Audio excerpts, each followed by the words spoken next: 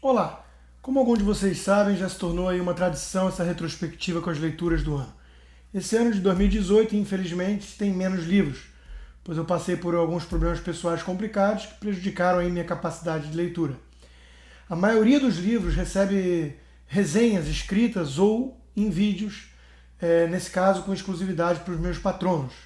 Você também pode se tornar um, basta entrar em www.patreon.com/Rodrigo Constantino.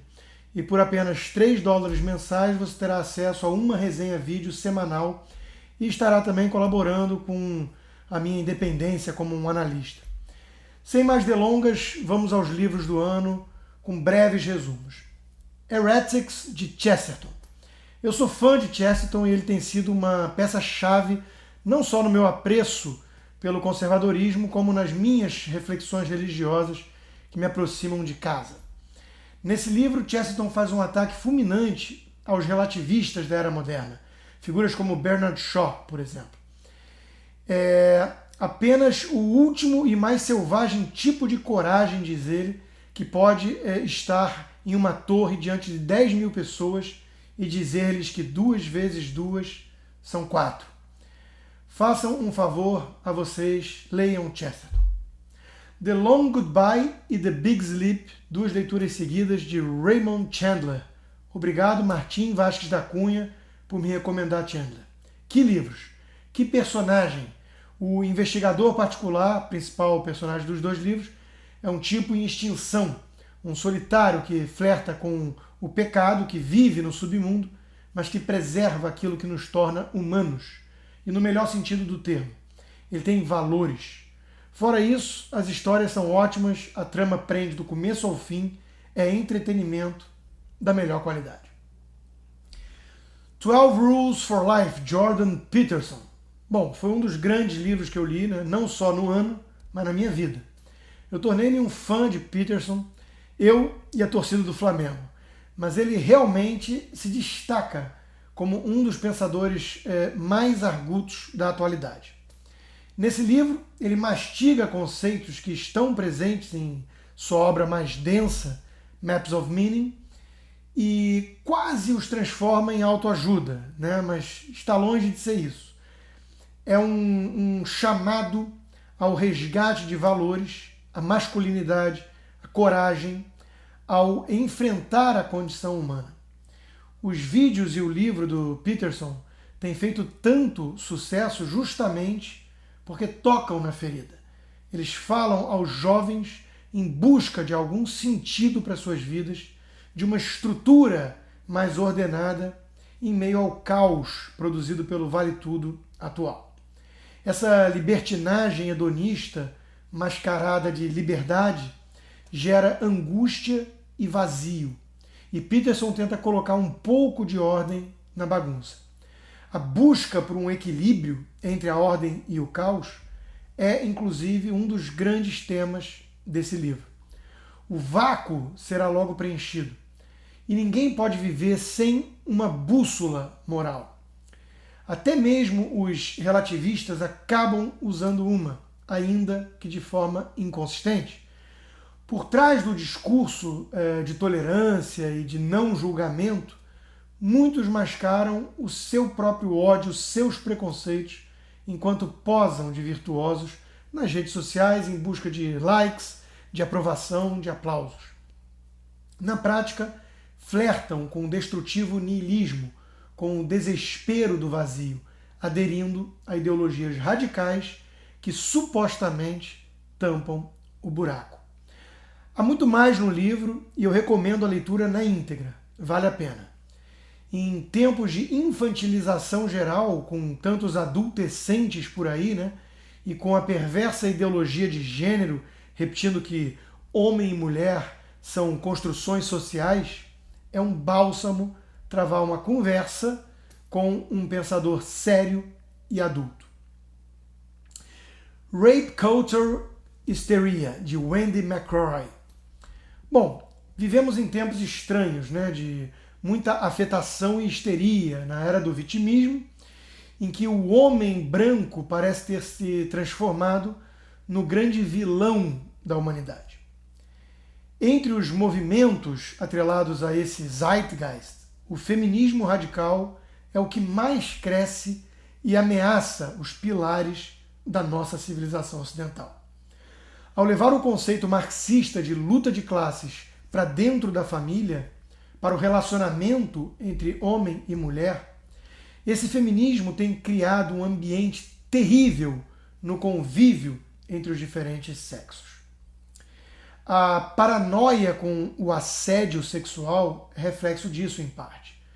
Todos os homens, de preferência os brancos, passaram a ser vistos como predadores, estupradores em potencial, culpados já ao nascimento por ter um pênis.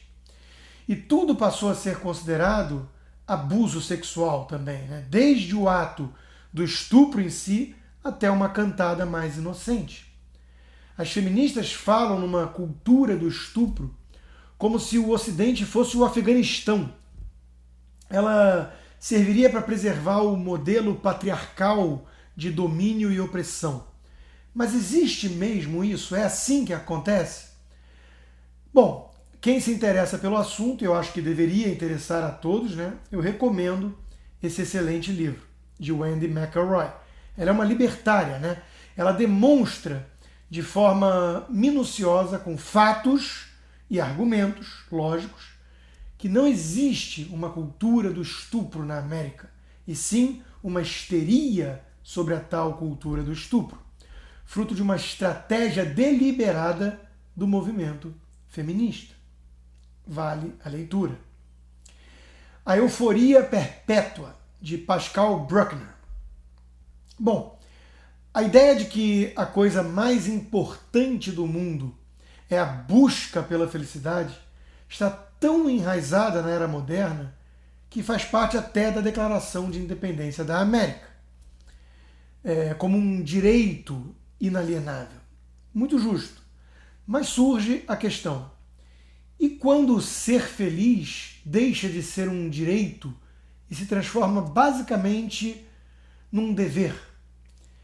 E quando a obsessão por ser, ou pior, parecer feliz, é tão grande que essa constante busca produz apenas o seu oposto, mais angústia e sofrimento.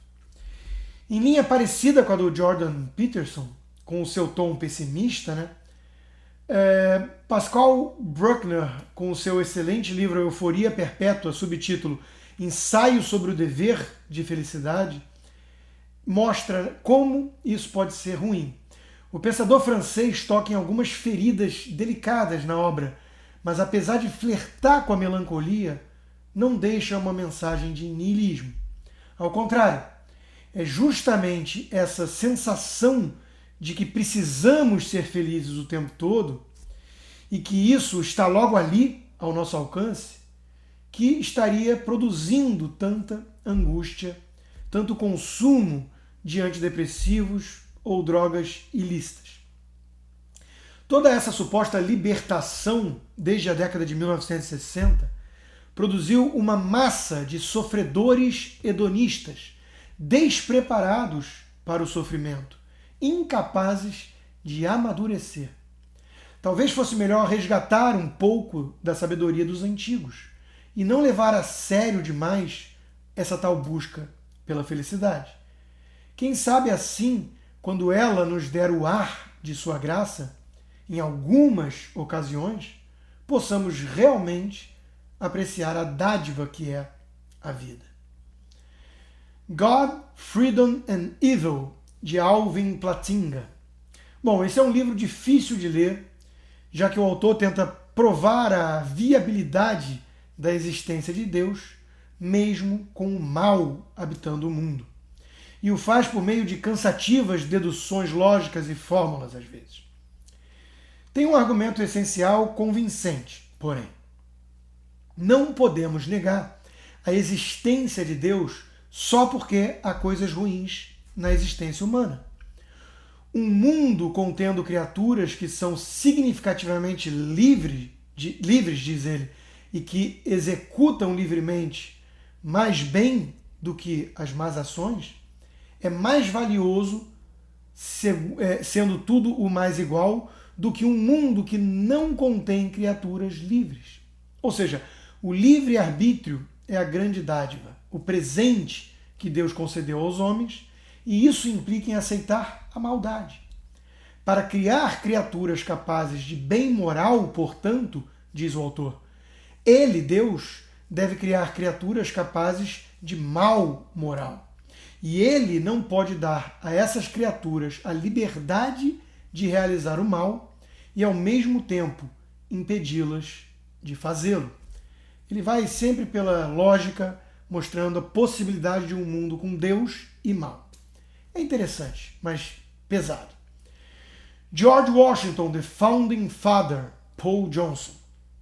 Bom, o historiador Paul Johnson tem escrito essas pequenas biografias de grandes homens, né? E essa de Washington, o primeiro presidente americano, é muito boa. A personalidade do principal líder da Revolução Americana era um tanto conservadora e prudente, e a sua grande ambição era não ser visto como alguém ambicioso. Para Johnson, o primeiro fato importante é que Washington era de ascendência inglesa impecável e veio da classe que ele mais admirava, a nobreza independente que possuía terras. É importante entender que Washington se via como parte de uma classe dominante que cuidava dos próprios negócios desde tempos imemoriais, sempre, né? Como dizem os ingleses, e qualquer mudança de fora imposta era tida como uma usurpação. Resistir era então um dever moral, assim como um alto interesse evidente. Washington não era extremamente culto ou erudito, e John Adams ou Thomas Jefferson chegaram a considerá-lo pouco instruído.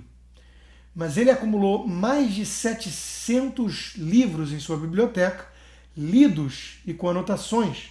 Esse era o não instruído dos Founding Fathers. E a sua educação formal era bastante prática, né? Mas bem assimilada.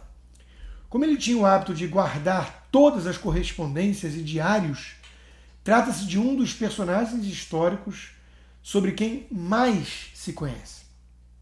E o que emerge é admirável. Como o primeiro presidente americano, em parte por pressão dos compatriotas, né, podia ter sido rei se quisesse, Washington fez uma gestão apartidária voltada para os interesses nacionais. Seus maiores méritos estiveram ligados à ratificação da Constituição pelos Estados, assim como o Bill of Rights, que garante direitos individuais contra o próprio Estado. Uma América livre, forte e próspera se tornava ali uma realidade. E muito se deveu, sim, ao caráter e à liderança de uma figura como George Washington. Ao ler a sua história, não parece absurdo o velho e saudosista Brocardo.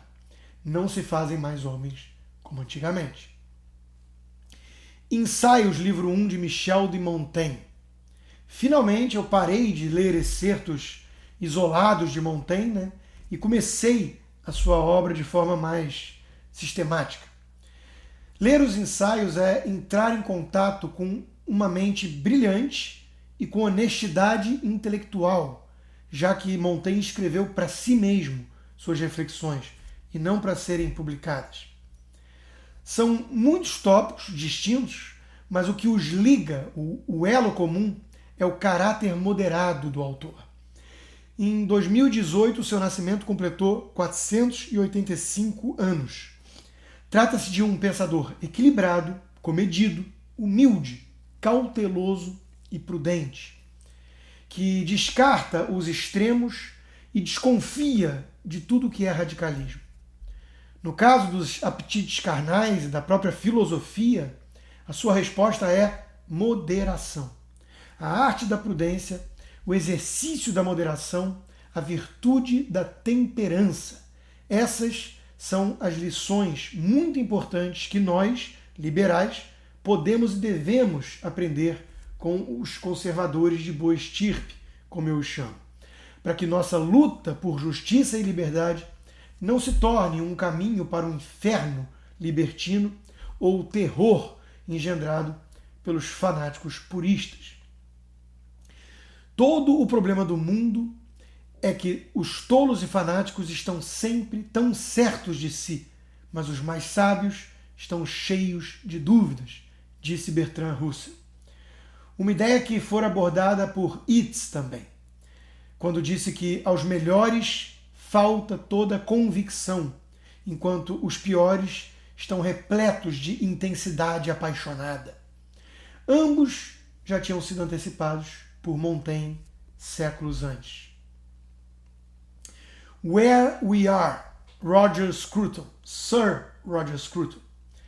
Não são poucos os poemas e as músicas que falam do sentimento de pertencer a um lar ou da saudade de casa. A busca por essa sensação de familiaridade, conforto e segurança existentes somente quando estamos em casa parece ser algo atávico a nós seres humanos. Se exagerado, pode levar a um tribalismo perigoso, a um nacionalismo xenófobo. Em doses certas, porém, produz um patriotismo saudável. Scruton, filósofo conservador britânico, defende nesse seu novo livro, esse valor patriótico, o amor pelo lar, que ele chama de oikofilia, do grego, tomando como base o caso específico do Reino Unido e o Brexit, aprovado em plebiscito e ainda não executado. Muitos na imprensa repetiram que a escolha pela saída da União Europeia foi tomada pelos mais pobres e ignorantes, com medo da globalização. Não deixa de ser interessante ver que um dos mais inteligentes e preparados pensadores da atualidade se colocou do lado desses alienados, entre aspas. A questão central do seu argumento gira justamente em torno da soberania nacional. Para muitas pessoas comuns, as redes de contato pessoal, os relacionamentos nas vizinhanças, a decisão de quem nos governa e de onde, são todos aspectos cruciais e urgentes. Para essas pessoas, algo estava em risco, que foi ignorado pelos políticos e que era muito mais relevante do que argumentos econômicos ou mesmo geopolíticos. Era uma questão de identidade. Quem somos, onde estamos e o que nos mantém unidos em torno de uma ordem política comum. Membros de tribos se veem como uma família, diz Scruton. Membros de comunidades de credo se veem como fiéis. Membros de nações se veem como vizinhos. E quando os fiéis colocam a sua lealdade fora da vizinhança, os interesses podem entrar em um conflito irremediável. Se a lealdade do muçulmano britânico está com Allah, por exemplo, e não na comunidade local em que ele vive, ele dificilmente irá se tornar um bom cidadão que respeita as leis locais, um vizinho que compartilha daquela mesma sensação de que estamos todos no mesmo barco. E, como diria Chesterton, mareados. Mussolini's Intellectuals, de James Gregor. Bom, falar em fascismo hoje em dia é complicado, pois tudo que não é socialismo virou fascismo na boca dos socialistas. Como o Churchill já tinha alertado, os fascistas do futuro, hoje, chamarão a si mesmos de antifascistas. E o futuro chegou. Além disso, qualquer grupo violento, agressivo, como até mesmo uma torcida organizada de futebol, é chamada de fascista. Mas o que é o fascismo? Qual a sua origem? É o que tenta responder o James Gregor nesse livro, Mussolini's Intellectuals, fundamental para quem se interessa pelo assunto. Ele mergulha nas ideias dos principais nomes por trás do fenômeno que surgiu na Itália naquele começo do século XX. para mostrar que havia uma coerência ideológica por trás da coisa, que não se tratou apenas de brutamontes distribuindo pauladas, mas de pensadores, alguns renomados, construindo uma ideologia totalitária com resultados perversos. A primeira coisa que chama a atenção, né, é que quase todos os líderes intelectuais do fascismo, que são ignorados por todos que falam de fascismo, eram marxistas. Houve uma conversão, em muitos casos, após a Primeira Guerra Mundial, quando esses pensadores perceberam que o conceito universal de classe não era suficiente para atrair o proletário para a luta, uma vez que o apego à nação falava mais alto. O fascismo trocaria então classe por nação, mas manteria inúmeros aspectos e outras características do marxismo, a começar por seu coletivismo, que ignora a existência do indivíduo, tratado como um meio sacrificável para esse bem geral. Para qualquer um que soubesse alguma coisa sobre Mussolini, estava claro que havia muito pouco que fosse conservador, liberal ou politicamente democrático em suas convicções mais fundamentais, afirma Gregor. Diante disso tudo, resta evidente que quando um socialista acusa um liberal de fascista, ele está seguindo a tática do tio Lenin, de atacar os outros diante de um espelho. The knife went in, a faca entrou, Theodore Dalrymple. Bom, ler Dalrymple é sempre um grande prazer. Não por acaso já li mais de 10 livros do autor, com quem estive, inclusive nesse ano, em Porto Alegre, no Fórum da Liberdade, com a honra de fazer as perguntas durante um painel e ouvir as respostas. O foco era justamente esse seu novo livro, E a Faca Entrou, lançado pela Realizações. Dalrymple, com o seu estilo elegante, mergulha nas memórias de seus vários anos como médico prisional, além de testemunha nos tribunais, normalmente de regiões pobres em Londres. Ele fala, portanto, com autoridade sobre crime. E a marca registrada das suas análises é justamente a constante tentativa de evasão de responsabilidade por parte dos criminosos. Segundo seus relatos, a coisa mais comum que ele ouvia era que a faca entrou, como se o objeto inanimado tivesse volição independente e capacidade de ação própria, não o indivíduo. Invertendo ali a causalidade. É como se a faca tivesse pego a mão do sujeito e a dirigido ao encontro do alvo, não o contrário. Não escolhemos tudo que se passa ao nosso redor, eu sou testemunha disso, mas escolhemos, em parte, como reagir a essas contingências do destino. E o nosso fracasso deve ser sempre uma lição. Uns ficam paralisados diante dos próprios erros e logo partem para as tradicionais desculpas, jogando o problema para fora de si. Outros assumem a rédea da própria vida, entendem que os erros devem ser enfrentados, assimilados e transformados em valiosas lições, para jamais se repetirem. Liberdade só pode andar junto com responsabilidade. Quem foge desta se afasta daquela. E depois reclama: doutor, a faca entrou. Levanta e anda, de Roberto Motta. Bom, eu sou suspeito, escrevi o prefácio do livro. Um grito de desabafo de um patriota. Uma análise embasada da sociologia brasileira. Um estudo sobre as causas da criminalidade e como combatê-la. Um manual para a ação política prática.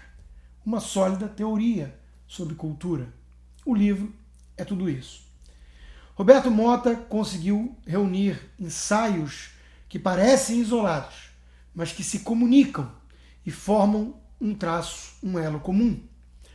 Como alguém que mora fora do Brasil há mais de 3 anos, várias passagens me marcaram profundamente, pois o autor também teve essa experiência, tendo trabalhado por quase 5 anos aqui nos Estados Unidos, mas decidiu voltar.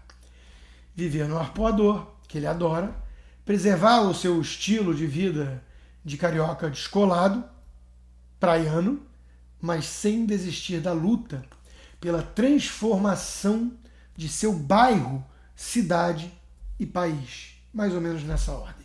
Como um bom liberal que acredita no princípio de subsidiariedade deveria fazer.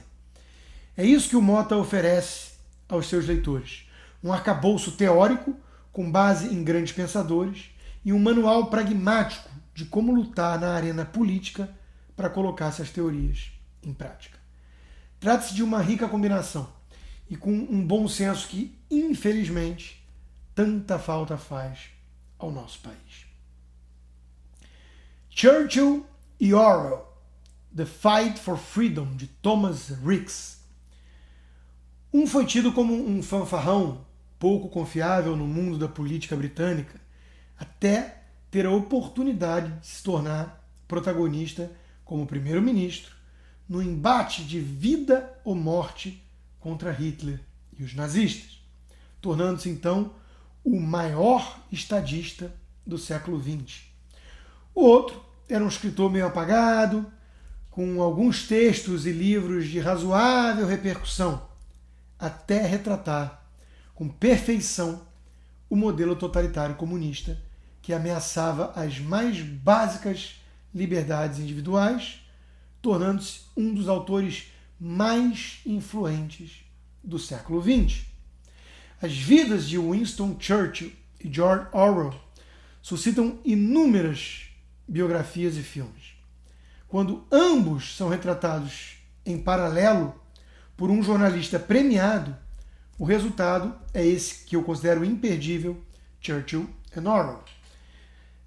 Tanto Churchill como Orwell se viram no epicentro dos acontecimentos mais marcantes da história, quando os regimes totalitários colocaram em xeque a sobrevivência da democracia liberal do Ocidente.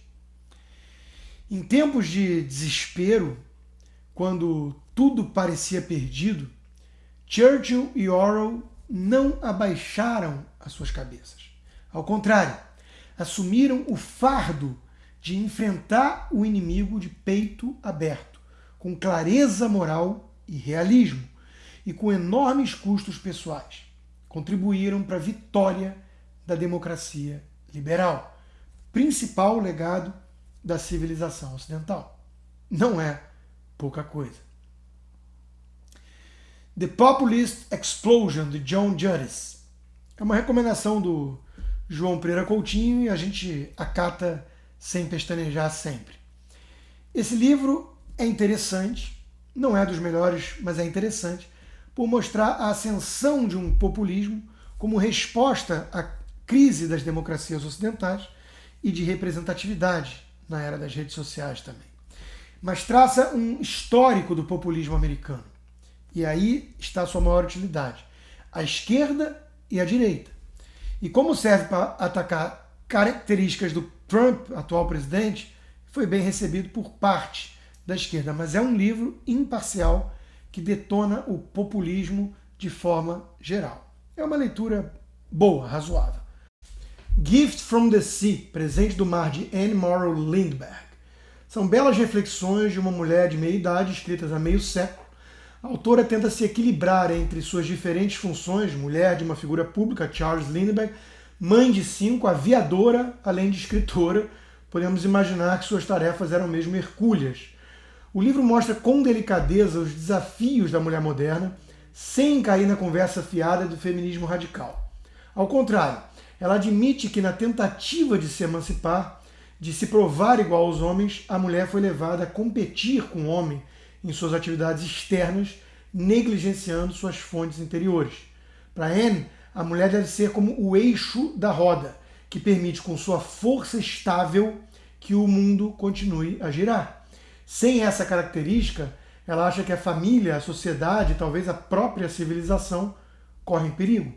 Difícil discordar quando vemos tantas famílias desestruturadas hoje em dia como reflexo das ideias lá dos anos 60. A mãe que normalmente traz mais doçura e amor para dentro de casa, que representa a estabilidade do lar, que garante a estrutura familiar. O pai é a lei, o limite, a ordem. Houve uma época em que se entendia, no Ocidente ao menos, a importância dessa distinção, combinação e complementariedade. Será que ainda dá tempo para se lembrar que mãe é mãe, figura essencial para a sobrevivência da nossa civilização? The Myth of the Andalusian Paradise, Darío Fernández Moreira. Na era do politicamente correto e da marcha das minorias oprimidas, né, e também dos petrodólares árabes, virou lugar comum, mesmo no meio acadêmico, repetir que houve um tempo em que cristãos, judeus e muçulmanos viviam em paz e harmonia. E foi justamente, coincidência, quando o controle pertencia ao Islã. Esse paraíso pacifista teria ocorrido em Andaluzia, quando os seguidores do profeta Maomé conquistaram o poder e governaram por séculos, né, antes da reconquista cristã. Mas será que isso é mito ou é verdade? O scholar Darío Fernández Moreira responde essa questão no livro, né? E o livro tem mais da metade das suas 381 páginas só de referências bibliográficas, incluindo inúmeras fontes primárias.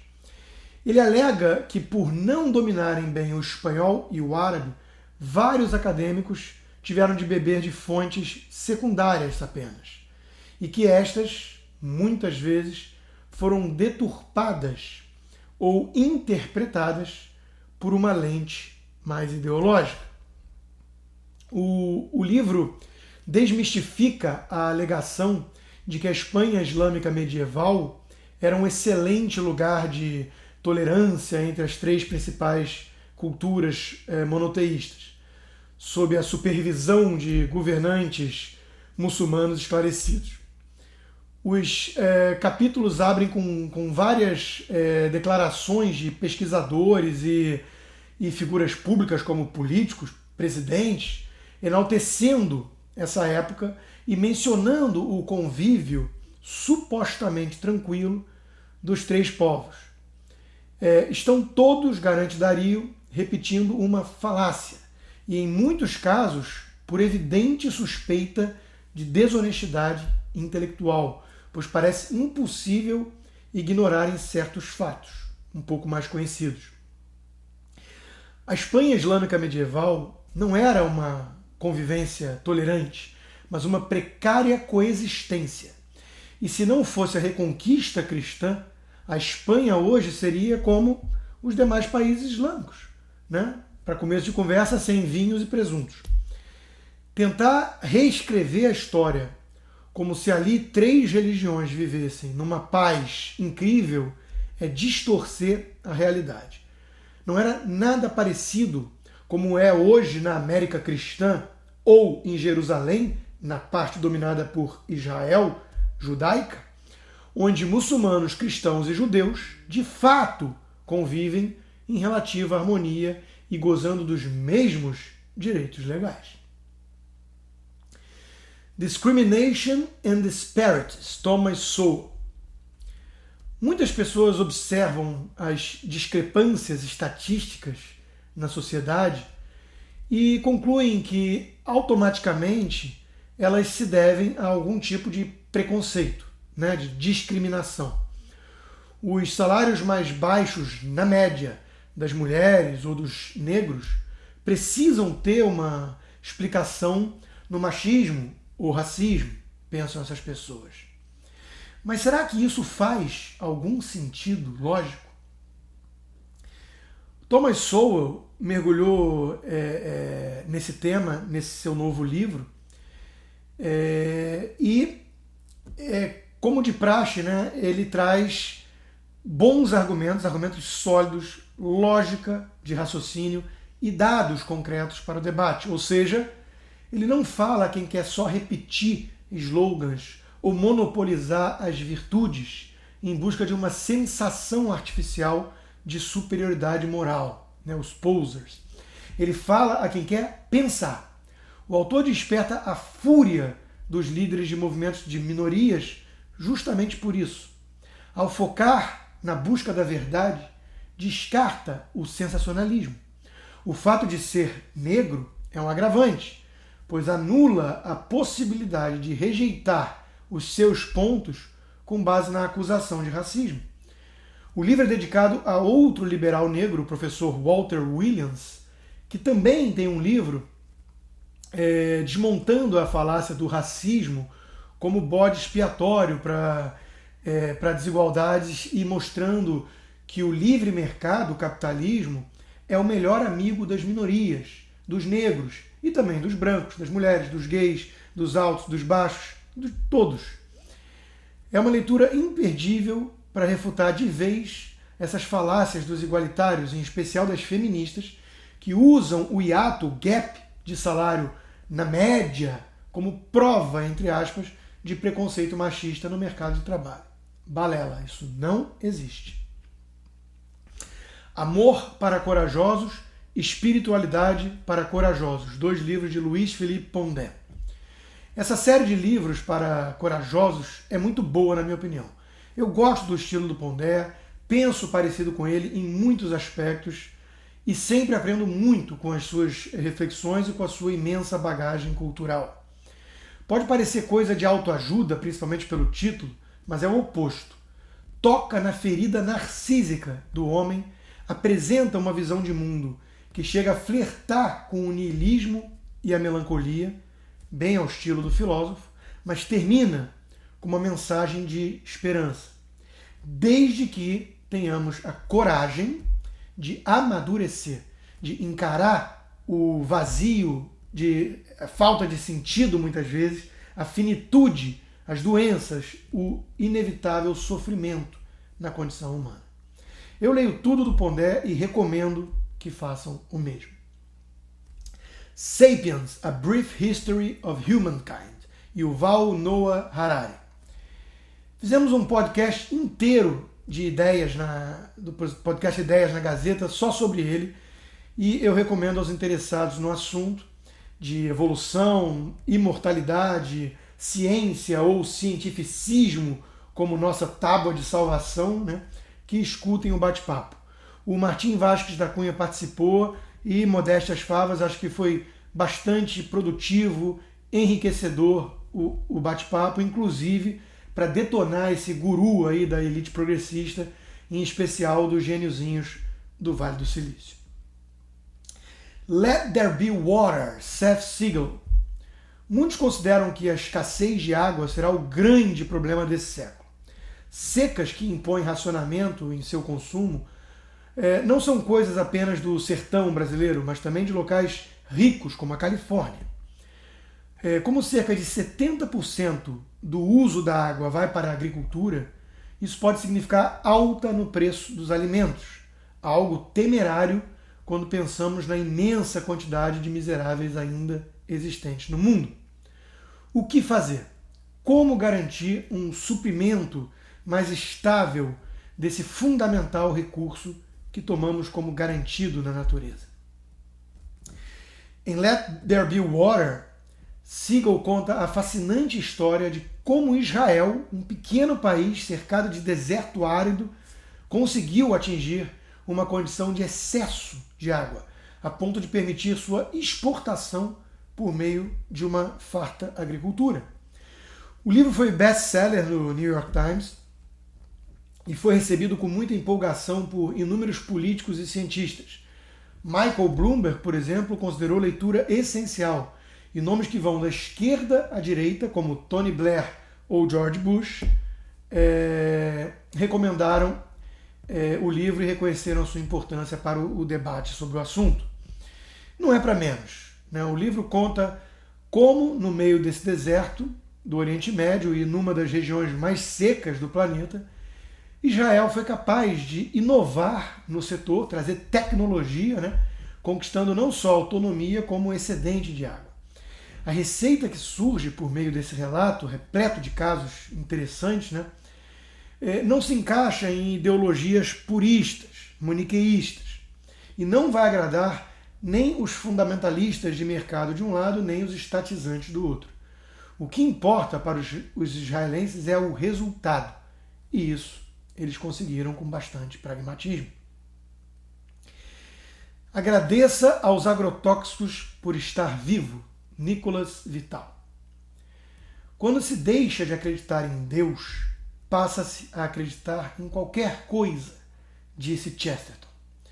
Não deixa de ser irônico ver como a esquerda secular e progressista, entre aspas, trata os conservadores religiosos como obscurantistas aprisionados na idade das trevas e julga falar em nome da ciência, enquanto mergulha de cabeça nas seitas mais estranhas e bizarras que existem. A histeria com o aquecimento global, já modificado para o vago termo mudanças climáticas, a ideologia de gênero, negação das diferenças biológicas entre homem e mulher, a repulsa aos alimentos transgênicos e o endeusamento dos alimentos orgânicos comprovam. Foi a própria esquerda que virou as costas para a ciência. O tema desse livro, né, é o último caso, com base em estudos e muita pesquisa investigativa. Nicolas Vital mostra como os movimentos ambientalistas declararam guerra aos agrotóxicos e santificaram os alimentos orgânicos, tidos como mais saudáveis. Mas será que a ciência está do lado deles? Será que os fatos corroboram essa paixão natureba? O que o autor demonstra, com muita pesquisa e informação, repito, é que toda essa seita criada em torno dos orgânicos depende de mitos, não fatos. As distorções já começam na escolha das palavras. Chamar de agrotóxicos os defensivos agrícolas denota um claro viés ideológico. The Treason of the Intellectuals, Julian Benda. Entre a Primeira e a Segunda Guerra Mundial, o pensador francês Julian Benda publicou um livro sobre a traição dos intelectuais. E essa traição, segundo ele, era abandonar a vocação dessa classe como homens voltados para a vida da mente, não da ação. Quando os intelectuais passaram a mergulhar nas questões mais práticas e materiais do mundo, o resultado foram as paixões políticas, sempre muito perigosas. Por alertar sobre uma provável guerra ainda maior do que aquela que o mundo tinha acabado de experimentar, prevendo com precisão ali, né, o caos produzido pelo fascismo, nazismo e comunismo, o livro teve merecido destaque na época, mas andou um tanto esquecido depois, né? E como a sua mensagem continua atual, vale a pena resgatá-la. O julgamento desinteressado e a fé numa verdade universal, esses foram os primeiros princípios tradicionais que guiaram a vida intelectual contemplativa até recentemente. Não mais. Hoje, ao simplesmente defender a possibilidade de uma busca desinteressada pelo conhecimento e por verdades transcendentes, universais, o sujeito já atrai o desprezo de muitos. A tentação desses intelectuais de se colocarem a serviço de algum projeto de poder se tornou quase irresistível. Por isso, vemos tantos artistas, historiadores, filósofos e pensadores em geral dando aval para bufões populistas, no afã de canalizar emoções rumo à ação, ainda que violenta. Pela visão estética da glória da nação ou da classe, esses pensadores traíram o povo, incentivando suas paixões irracionais, em vez de atuar como um freio a elas. As democracias liberais eram muito entediantes para esses intelectuais. Era bem mais emocionante defender alguma solução, entre aspas, qualquer, uma revolução utópica, um Messias salvador da pátria. A força e os resultados se tornam as únicas réguas morais. Qualquer ceticismo ou temperança são tidos como fraqueza moral, covardia. E o tribalismo entra em cena. Quem não está totalmente com você só pode ser seu inimigo mortal, que precisa ser eliminado do mapa, pois representa uma ameaça ao projeto político grandioso. O indivíduo que pensa por conta própria não pode ser tolerado nesse grupo, por razões óbvias. The Bonfire of Vanities, A Fogueira das Vaidades, Tom Wolfe. Finalmente eu li esse clássico, né, do Tom Wolfe, um autor que faleceu inclusive este ano e que eu gosto muito. Vi o filme também depois da leitura, não chega aos pés do livro, como normalmente acontece, né? O livro é uma história fascinante de um sujeito, né, o Tom Hanks, no cinema, cheio de si, rico, atua no mercado financeiro, aristocrata, né, por natureza, com uma amante hot, né, gostosa, que se envolve num acidente bobo de carro, com uma tentativa de assalto, mas que dali em diante vê a sua vida desmoronar de forma impotente. Racismo, arrogância, vaidade, inveja, recalque, todas essas paixões mesquinhas estão bem retratadas na obra. As contingências do destino cobram humildade de quem se acha o mestre do universo. Excelente leitura. The Screwtape Letters, C.S. Lewis. Ao lado de Chesterton, C.S. Lewis tem sido aí uma grande influência no crescente apreço que eu tenho pelo cristianismo, né?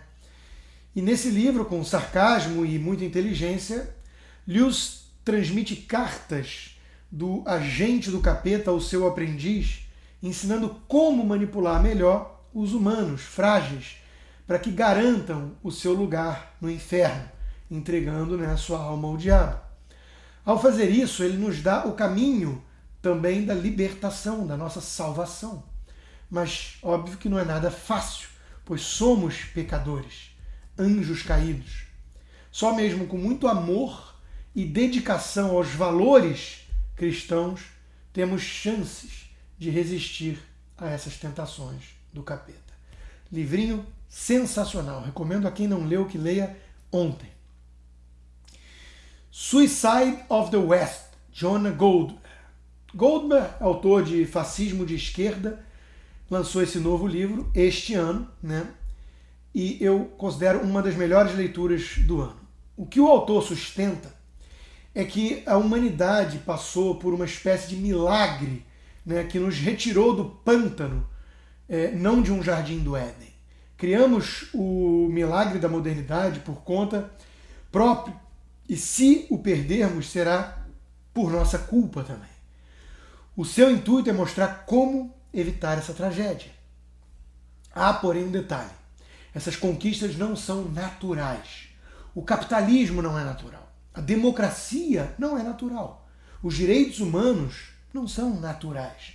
O mundo em que vivemos hoje não é natural. O estado natural é a miséria, muita violência, terminando com a morte precoce, como sabia Hobbes. Foi assim por muito tempo, até que algo mudasse, quase por acidente. A verdade impactante é que quase todo o progresso humano ocorreu nos últimos 300 anos. Em locais onde o capitalismo não tinha ainda dado o ar de sua graça, esse progresso que retirou centenas de milhões de pessoas da pobreza deu-se nos últimos 30 anos, ou seja, uma única geração. Uma parte significativa da humanidade experimentou um progresso sem precedentes. Esse é o tal milagre, com M maiúsculo, de que Goldberg fala. A corrupção de que ele fala no livro não é cair em tentação de propinas, mas ceder aos encantos da nossa natureza humana, acatar aquela voz interior primitiva que sussurra sobre nossos sentimentos. Seria dar vazão aos nossos apetites sem qualquer tipo de freio moral civilizatório. É permitir que o bom selvagem, que nada tem de bom, nos domine. E, enfim, abraçar a barbárie e virar as costas para a civilização. Sem esforço contínuo, a civilização morre, pois é isso que ela representa: esforço. A complacência é uma receita para um suicídio em câmera lenta. As primeiras civilizações que surgiram tiveram sucesso justamente por conquistar a natureza humana, não por se entregar a ela. Nothing is impossible, Christopher Reeve. Bom, quando você estiver flertando com um vitimismo porque sua vida não está caminhando exatamente como você planejou, né? Leia esse livro. A biografia do Superman, que virou um tetraplégico, é um soco na cara e no estômago de quem está pensando em apelar para o mimimi. Sem sensacionalismo, sem chororô, até mesmo com doses de humor, Reeve relata um pouco ali da sua experiência trágica e as reflexões existenciais que ele passou a ter após o acidente de cavalo que o colocou para sempre, até a morte, numa cadeira de rodas e deitado. Né? A esperança, porém, nunca o abandonou. Não uma esperança vã, vazia, mas sim calcada no esforço da ciência e na busca do conhecimento. Como ele termina o livro, né, falando, é como um farol no mar. Ele deve se sustentar em solo firme para poder lançar luz aos marinheiros desesperados e perdidos. Mas sem essa esperança, o que nos resta? The Hero of a Thousand Faces, Joseph Campbell. O livro que influenciou George Lucas, autor de Guerra nas Estrelas, né, faz uma análise comparada de mitologias, discutindo com base em conceitos psicanalíticos a estrutura comum na jornada do herói arquétipo encontrado em quase todas as diferentes culturas. De forma bem resumida, o herói se aventura num mundo de maravilhas e perigos sobrenaturais, saindo do cotidiano para encontrar uma vitória decisiva, retornando em seguida com o poder para ajudar os seus semelhantes. O mito do herói é como uma passagem secreta que se abre por onde passam energias inextinguíveis do cosmos para a manifestação cultural humana. É a forma que temos para narrar histórias que servem como referência moral, um norte a ser seguido, uma inspiração para todos que precisam enfrentar os ritos de passagem e amadurecer ou vencer os desafios na vida. Como coloca o George Lucas, Campbell mergulha em séculos de mitologia para nos mostrar que estamos todos ligados por uma necessidade básica de escutar histórias e compreender melhor a nós mesmos. O fio condutor desses mitos é a frágil condição humana, do animal que mais tempo depende da mãe ao nascer e que precisa lidar com o pai intruso nessa equação. Campbell bebe muito de fontes psicanalíticas, né, como Freud e Jung, para analisar a psique humana nessa trajetória de libertação e crescimento. O livro mostra como suprimir o ego faz parte de quase toda a cultura que enaltece essa figura do herói. A descoberta interior, o nirvana, o Deus. Enquanto durar a egotrip, né, a obsessão narcísica pelo eu, bem típico da era moderna, não há como o sujeito agir de forma realmente nobre e heróica.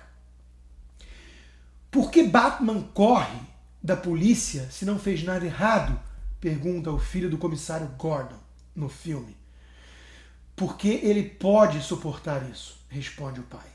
Porque ele é um herói, não o que Gotham merece no momento, mas aquele de que precisa. E precisamos desses heróis, não resta a menor dúvida. Um Feliz Natal a todos, um ótimo Ano Novo e visite lá o meu Patreon e seja um colaborador para que esse trabalho possa sempre continuar. Até ano que vem.